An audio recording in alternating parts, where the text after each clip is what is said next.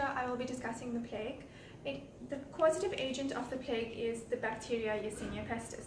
This is an illustration of a microscopic image under a light microscope at 1000 times magnification. This is a gram-negative bacilli, as you can see on this side. This disease, the bubonic plague, is a zoonotic disease. Okay, it is passed on from animal to humans. However, it is not passed via human to human. The common carriers are rats, cats, dogs, and ground squirrels. It is often passed by flea bites, however it can be passed via scratches, bites, and even a cat lick. Okay, so once it enters the bloodstream, it proliferates in blood and lymph. It also thrives in phagocytic cells, which are meant to kill them, and this is because of the glycocalyx that surrounds the bacteria. Okay, and after the bacteria enters the body, there's an incubation period of 2 to 10 days, and swellings start to appear in the groin area, under the arm and the neck, and these are where your lymph nodes are located. These lymph nodes become infected and buboes start to appear, and this is where the bubonic plague gets its name. The mortality rate for this, if untreated, is between 50 and 75%. However, today we are able to control the disease much better and the mortality is much lower. However, back in the 14th century, the plague was so bad that it almost wiped out the population of Europe and Asia. Okay, but let's take a look at a video of how the peasants dealt with the plague in the past.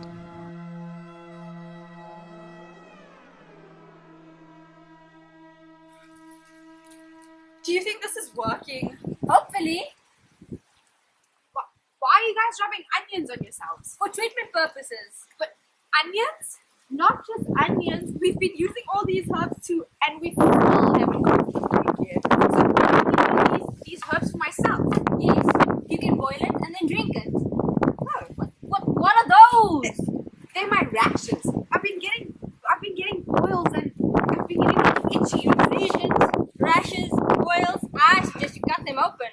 Let all the blood flow out so that all the heat can escape your body. You know, you can even use some snake skin. You can even go to the doctor and sit by the fire. You know, if you go to the doctor, they're going to taste your urine. They're even going to taste it. They're gonna taste it? They taste your urine. But how does this even come up? Where does it even come from? I think it's God punishing us because there's so many people in our community. The Jews. Also, we heard the Jewish people poisoned the water supply. I heard that too. Crazy. Oh, you know, I've seen you at the river lately. Me? Well, I've been hanging out with a lot of rich people lately. Because a lot of the people have died, I get more work and I've been getting paid so much better. I've been climbing up the social ladder. And did you know 1/3 of the population has died? 1/3 of the population? It's going to be one more if you don't get treated. Rat! I'm going to the doctor!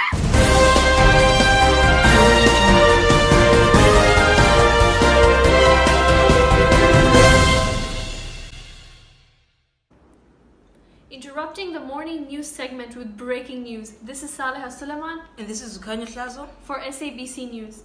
The first confirmed case of the plague has just been reported in Nevada in over a century.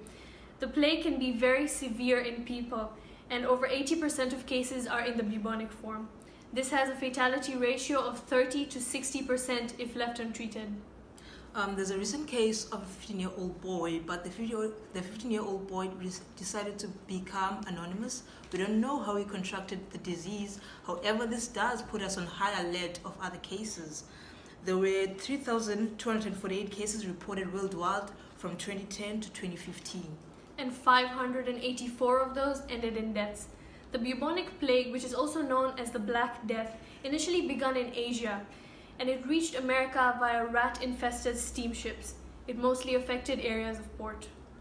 Since the mid-20th century, reported cases of the plague in the United States has occurred on the west rural areas.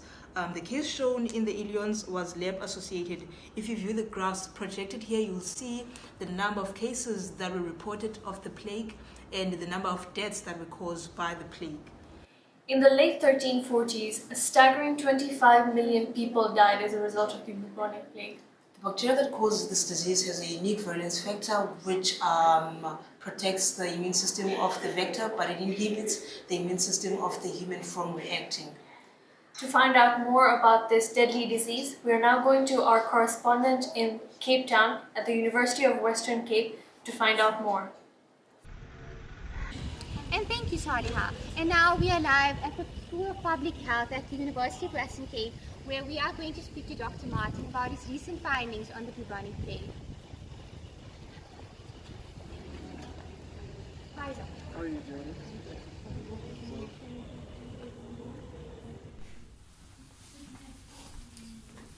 And now we have rules. Let's not forget it. Because safety first. So today we've got a couple of students that will be joining us today. Then we're going to be discussing the bubonic plague, also known as Black Death. So first, before we can go into discussion on the treatment and the prevention of it, I'd like to further elaborate on what it is and how it came about to exist here. So the plague was first introduced in the United States in 1900 by rat-infested steamships that had sailed from affected areas, mostly from Asia. Epidemics occurred in port cities. The latest urban plague epidemic in the United States occurred in Los Angeles from 1924 through 1925.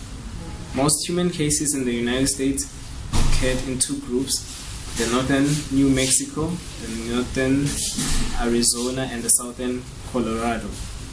California and southern Oregon, and the far western Nevada.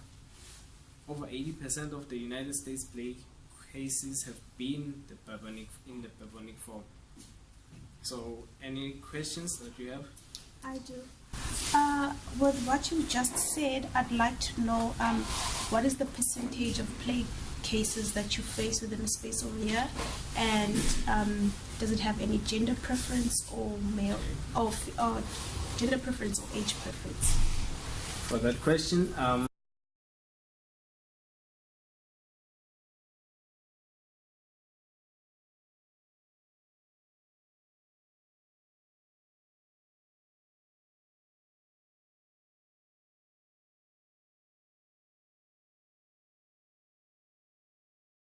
that we've got a range of 1:17 cases per year, and with the preference, it doesn't choose on whether you're a female or a male. It just attacks everyone. Same applies with age, but we saw that thing as you grow up.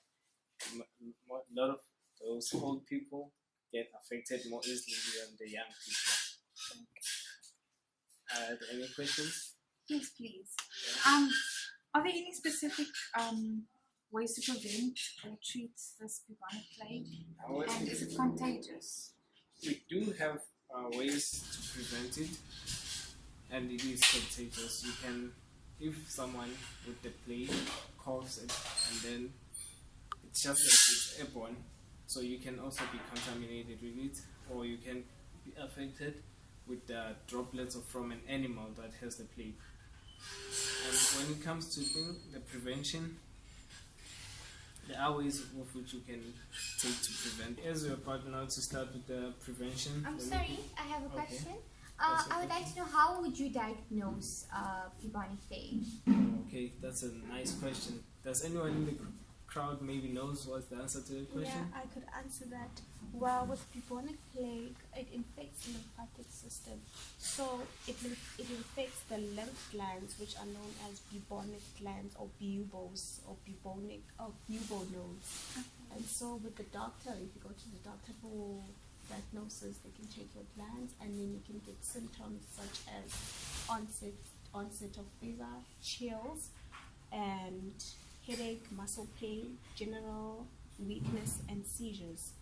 And these lymph glands become painful and swollen, and they appear in your groin, in your armpits, or site of infection or scratch where the flea or the rodent has bitten you. Wow, that sounds very painful. That's fantastic. Excellent answer. I hope you got everything that you needed. So let's get back to the prevention. You can start off, the first prevention I would recommend is to reduce the rodent habitat around your home, workplace and recreational areas. Make your home and outbuildings rodent-proof by eliminating rock piles, junk, clustered firewood and all possible rodent food supplies. The second part, I can say use repellent if you are going to be exposed to rodent fleas during activities such as camping, hiking or working outdoors.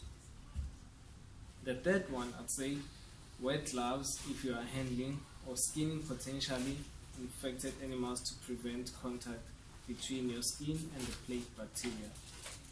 Our fourth one would be that to avoid disposal of dead animals anywhere, it is best to contact your local health department on where you can dispose that animal. The fifth one that I give to you today is that to ensure that your pets are free of fleas, this can be done by applying flea control products. And the last one I'll be giving for today is that do not allow dogs or cats that roam free in endemic areas to sleep on your bed, because animals that roam freely are more likely to come in contact with plague-infected animal or fleas and could easily bring them home. Well, thank you so much, Doctor, for having me. That's all we have today, and now taking you back to studio. Thank you very much, Sadia. I feel a lot more informed now. We will now hand back over to John in the studio, who has the latest updates in regards to the presidential State of the Nation address. Thank you.